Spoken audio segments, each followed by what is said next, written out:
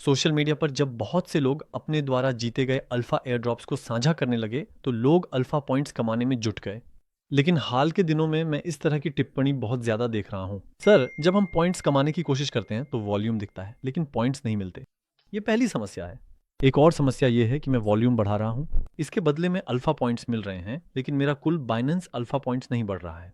मैंने हाल ही में ये दोनों समस्याएं बहुत बार देखी हैं। आप जानते हैं कि किसी कारणवश मैं बाइनेंस अल्फा पॉइंट्स नहीं कमा पा रहा था, लेकिन अब मैं फिर से पूरी रफ्तार से कमा रहा हूं। जैसा कि आप देख सकते हैं, मेरे पास 263 बाइनेंस अल्फा पॉइंट्स हैं और ये कई एयर ड्रॉप्स के लिए पर्याप्त हैं। चलिए आपकी ये पॉइंट्स न बढ़ने की समस्या हल करते हैं। चलिए अपने वीडियो की ओर बढ़ते हैं।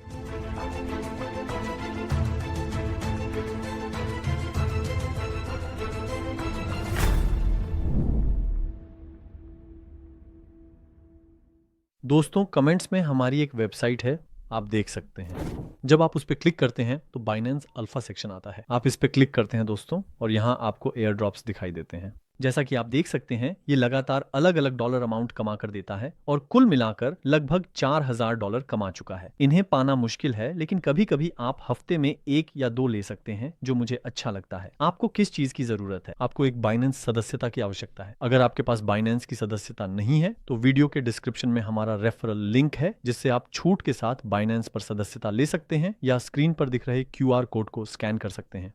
इस तरह आप छूट के अलावा निकासी योग्य $20 भी कमा सकते हैं। साथ ही आप हमारे विशेष टेलीग्राम ग्रुप में भी शामिल हो सकते हैं। विवरण वीडियो के डिस्क्रिप्शन में है। अब दोस्तों, चलिए पहले समस्या से शुरू करते हैं। मैं सर ट्रेड करता हूँ, वॉल्यूम बढ़ाता हूँ और रोजाना जो अल्फा पॉइंट्स कमाता हूँ उस हिस्से को देखता हूँ। पॉइंट्स आए हैं लेकिन मेरे कुल अल्फा पॉइंट्स नहीं बढ़ रहे हैं। क्यों? बिल्कुल नहीं बढ़ेगा, क्योंकि अल्फा पॉइंट्स, जैसा कि हम कहते हैं, हमारे पिछले 15 दिनों में कमाए गए अल्फा पॉइंट्स का कुल योग है। जो चीज हम ऊपर देख रहे हैं ना, ये हमारा स्थायी पॉइंट नहीं है। ये पिछले 15 दिनों में कमाए गए सभी दैनिक पॉइंट्स का कुल योग है। इसे समझाने के लिए मैं एक और आसान उदाहरण दूंगा, क्योंकि यहाँ लोग बहुत भ्रमित हो जाते हैं। मान लीजिए मैं रोज 10 पॉइंट्स कमाता हूँ। पहले दिन के अंत में मेरे पास 10 पॉइंट्स हैं, दूसरे दिन के अंत में 20 पॉइंट्स हैं, तीसरे दिन मेरे पास 30 पॉइंट्स हैं, 10वें दिन के अंत में मेरे पास 100 पॉइंट्स होंगे, 15वें दिन के अंत में मेरे पास 150 पॉइंट्स होंगे। तो असली सवाल है 16वें दिन क्या होगा? मेरे पास अब भी 150 पॉइंट्स होंगे। अब ये और नहीं बढ़ेगा। क्यों? क्योंकि ये पिछले 15 दिनों में कमाए गए पॉइंट्स का कुल योग है। बस इतना ही कुछ लोग इससे भ्रमित कर देते हैं। हमने 15 दिन पॉइंट्स कमाए, 15वें दिन सब रीसेट फिर शुरू नहीं। सिर्फ जब एक नया दिन आता है तो 16 दिन पहले के पॉइंट्स हटा दिए जाते हैं, कल के पॉइंट्स जोड़ दिए जाते हैं। दोस्तों, ये इतना ही आसान है। मैं संक्षेप में बता रहा हूँ। तो फिर तुम्हारे पॉइंट्स क्यों नहीं बढ़े? क्योंकि तुमने 16 दिन पहले भी वही वॉल्यूम किया था, तुमने वो पॉइंट्स कमा लिए थे, कल भी तुमने वही पॉइंट्स कमाए। ये दोनों एक दूसरे को न्यूट्रल कर गए। अगर तुमने कल मेहनत नहीं की होती तो तुम्हारे पॉइंट्स कम हो जाते, आपका स्कोर वही रहेगा, परीक्षा छोड़ी। ये पहली समस्या है। उम्मीद है ये समझ में आ गया होगा। अब हम दूसरी समस्या देखेंगे। वीडियो को लाइक एंड कमेंट करके आप हमें सपोर्ट कर सकते हैं। मैं दूसरी समस्या पर वापस आ गया हूँ। दूसरी में हम एक समस्या का सामना कर रहे हैं। व्यक्ति ने मेहनत की है और एक अल्फा पॉइंट्स कैलकुलेशन स्क्रीन है ना? अल्फा इवेंट्स वाले हिस्से में मोबाइल पर आप वहां जाते हैं और जैसा कि आप अभी स्क्रीन पे देख रहे हैं, वहां वॉल्यूम है लेकिन पॉइंट्स नहीं है। इसका कारण क्या है? इसका कारण असल में हाल ही में हुई ZKJ और कोजी की गिरावट है। अब इस गिरावट के बाद बाइनेंस ने एक घोषणा की थी।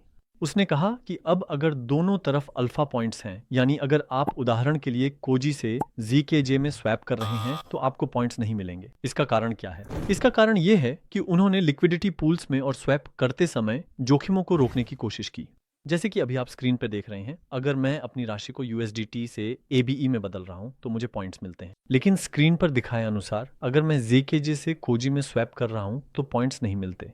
ये न केवल जोखिम भरा होने की चेतावनी देता है, बल्कि इसमें कोई पॉइंट्स भी नहीं मिलते।